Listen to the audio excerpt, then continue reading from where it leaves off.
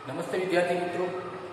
कक्षा 12वीं में हिंदी के पाठ्य पुस्तक आरोह भाग 2 उसमें 8वां काव्य पाठ है कवितावली और लक्ष्मण मूर्छा। दो काव्य इसमें है, पहला है कवितावली और दूसरा है लक्ष्मण मूर्छा और राम का मिलाप, जिसके रचयिता तुलसीदास है।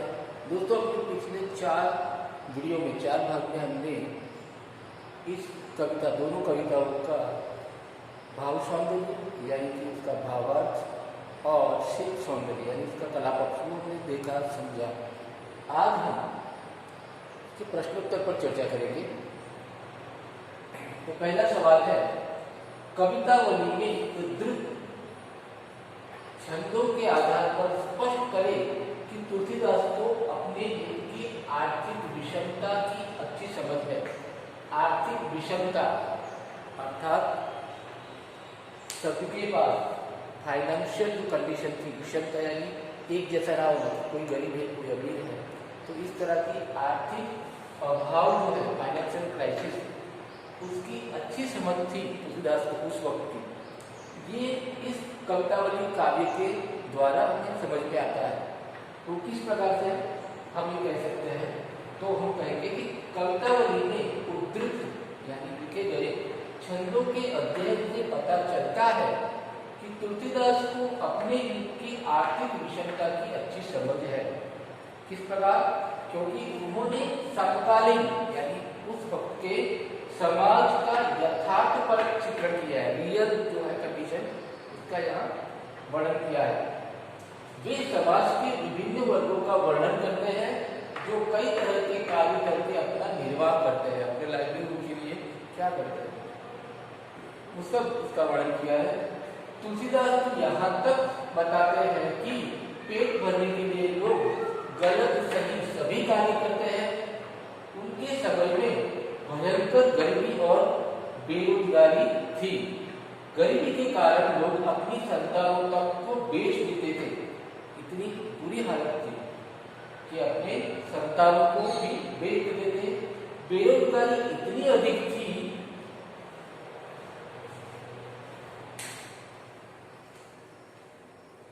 बेरोजगारी इतनी अधिक थी, ठीक है, कि लोगों को भीख तक नहीं मिलती थी। दरिद्रता रूपी रावण ने हर तरफ से हाहाकार मचा कर रखा था, यानी बहुत बुरी हालत थी, फाइनेंशियली काफी बुरा वक्त था ये। दूसरा सवाल देखते हैं।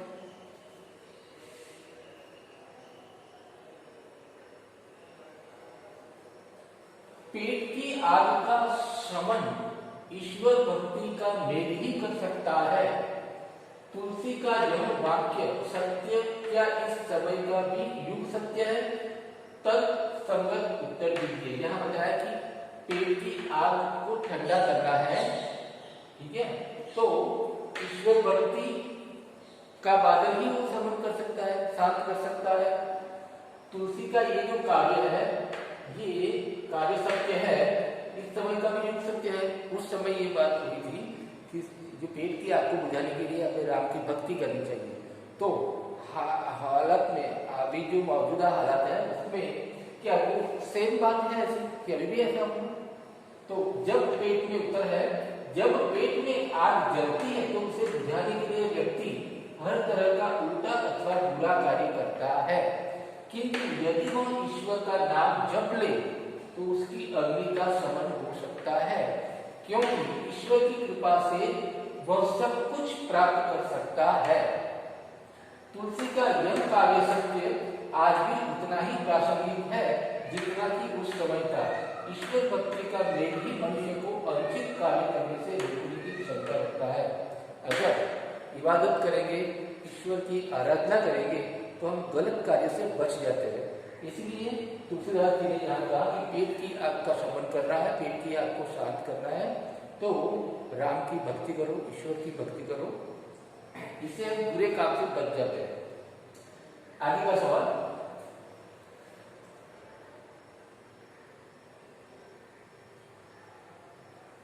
तीसरा सवाल है, तुलसी ने यह करने की जरूरत क्यों समझी कि दूत कहूं, अवधूत कहूं, रजपूत कहूं, जोधा कहूं, को काहू की बेटी सो बेटा न ब्याह, काहू की जाति बिगाड़ न सो।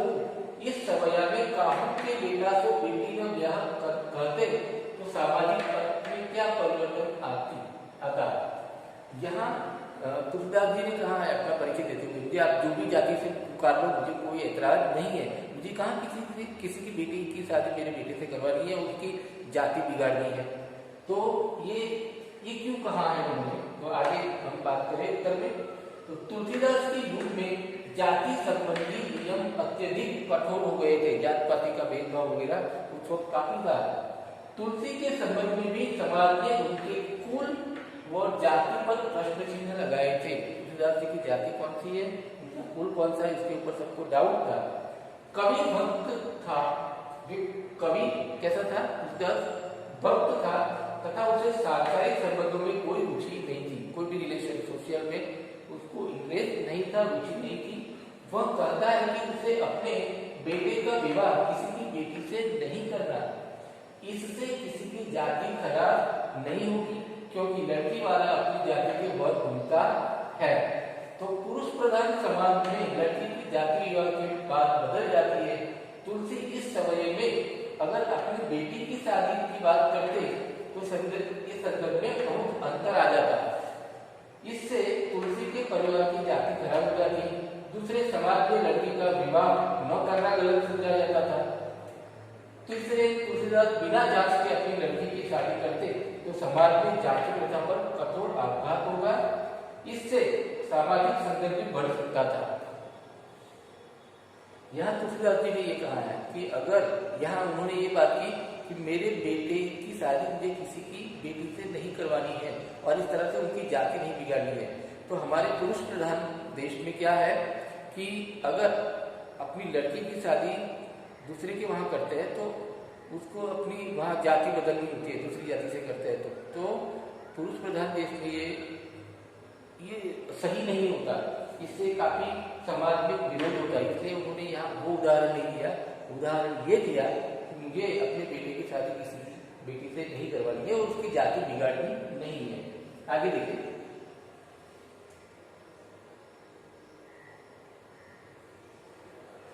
दूध कहूं, अभी वो जो पढ़ा हुई दूध कहूं वाले छंद में ऊपर से सरल और निरीह दिखाई पड़ने वाले तुलसी की भीतरी असलियत एक स्वाभिमानी भक्त हृदय की है।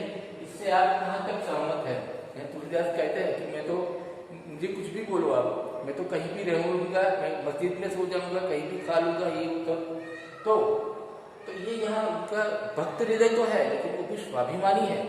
तो ये हमें समझाना है कि ये क्या हम सहमत हैं उनके विचार से?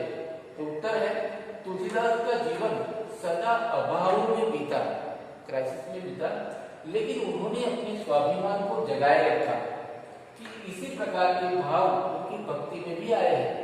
वे राम के सामने गिड़गिड़ाते नहीं, बल्कि जो कुछ उनसे प्राप्त करना चाहते हैं वह भक्त के अधिकार की दृष्टि से प्राप्त करना चाहते हैं। उन्होंने अपनी स्वाभिमानी भक्ति का परिचय देते हुए राम से यही कहा कि मुझ पर कृपा करो, तो भक्त समझकर न कि कोई याचक या भिखारी समझकर। उन्होंने यहाँ ये बताया कि मुझे कोई भिखारी समझकर के मेरी सहायता मत करो, लेकिन मुझे क्या समझो, भक्त समझ करके मेरे पर कृपा करो। तो यहाँ इनका स्वाभिमानी स्वभाव भक्त है, लेकिन भक्त हृदय तो है, लेकिन साथ में स्वाभिमानी भक्त है, मुझे इसका परिचय मिलता है।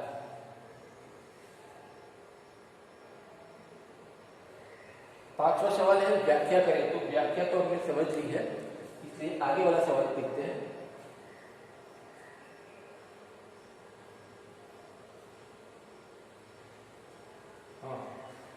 भ्रातृ शोक में, यानी अपने भाई के शोक में, दुख में, शोक में हुई राम की दशा को कवि ने प्रभु की नर लीला की अपेक्षा सच्ची मानवीय अनुभूति के रूप में रचा है। क्या आप इससे सहमत हैं? यहाँ भाई के शोक में राम की जो दशा है वो तो ईश्वर है, लेकिन यहाँ नर लीला की अपेक्षा मानवीय अनुभूति, जिस तरह से आम इंसान अनुभव करता है, उस प्रकार यहाँ भगवान श्री राम का भी ये उनकी दशा के बारे में यहाँ बताया है। तो क्या सही है? तो उत्तर देखते हैं। कि जब लक्ष्मण को शक्तिवान लगा तो राम एकदम विह्वल हो उठे, यानी व्याकुल हो गए। वे ऐसे रोए जैसे कोई बालक पिता से बिछुड़कर रोता है। जिस तरह से कोई छोटा बच्चा रो रहा है, इस तरह से वो व्याकुल इतने हो गए कि वो रोने लगे। सारी मानवीय संवेदनाएं, जो ह्यूमन जो इमोशन है, ह्यूमन जो है, वो सारी मानवीय संवेदनाएं उन्होंने प्रकट कर दी। जो भी मनोभाव आम इंसान के होते हैं, वैसे ही उन्होंने यहाँ पर ईश्वर नहीं, लेकिन एक आम आदमी की तरह वो भी रो पड़ते हैं, दुखी हो जाते हैं, विलाप करते हैं। तो सारी मानवीय संवेदनाएं उन्होंने प्रकट कर दी। जिस प्रकार मानव के लिए होता है, ठीक वैसा ही राम ने किया, ऐसा ही राम ने किया।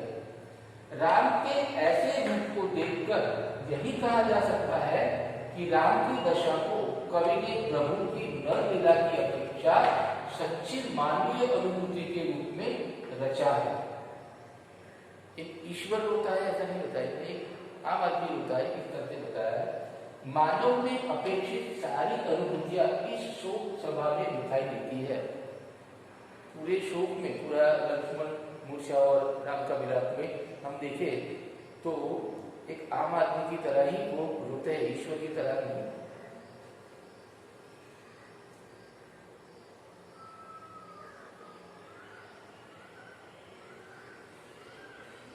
आखिरी सवाल देखते हैं। शोकग्रस्त माहौल में, ये बहुत ही महत्वपूर्ण सवाल है और कई बार ये पूछा गया है परीक्षा में, बोर्ड एग्जाम में होता है अक्सर। तो शोकग्रस्त माहौल में हनुमान के अवतरण को करुण रस के बीच वीर रस का आविर्भाव मतलब आना क्यों कहा गया है? जब पूरा माहौल शोकग्रस्त था, सब लोग दुखी थे। कब कि जब लक्ष्मण मूर्छित थे, हनुमान जी जड़ी बूटी लेने गए थे हिमालय, तो यहाँ पर सब लोग दुखी थे। यहाँ करुण रस था, करुण यानी ट्रेजेडी वाला यहाँ रस था, माहौल था। और ऐसे में हनुमान जब जड़ी बूटी लेकर आते हैं, वो पहाड़ी उठा करके, तो ये करुण रस के बीच में वीर रस जैसे होती है, यहाँ वीरता हनुमान जी की हमें देखने को मिली। तो ये करुण रस में वीर रस का आविर्भाव आना क्यों कहा है तुलसीदास जी ने?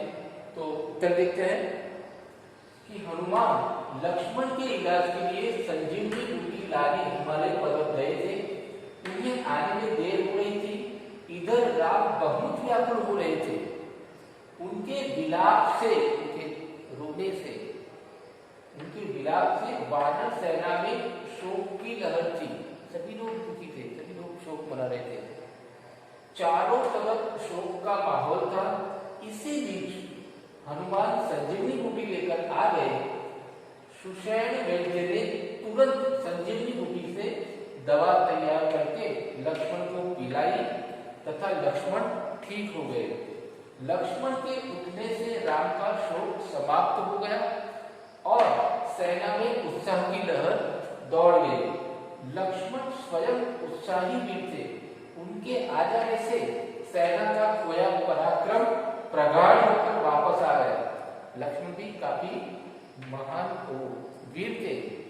तो अब अभी जो शोक का माहौल था, ऐसे में कोई वीर आदमी अगर कोई बेहोश है और फिर से वो खड़ा हो तो सभी के जान में जाग आ जाती है। तो यहाँ भी ऐसा ही हुआ कि उनके आ जाने से सेना का खोया हुआ पराक्रम प्रगाढ़ होकर, यानी उसकी जो चेतना थी वो जाग उठी और वो सब में आ गई वापस चेतना। इस तरह हनुमान द्वारा पर्वत उठाकर लाने से शोकग्रस्त माहौल में वीर रस का आविर्भाव हो गया।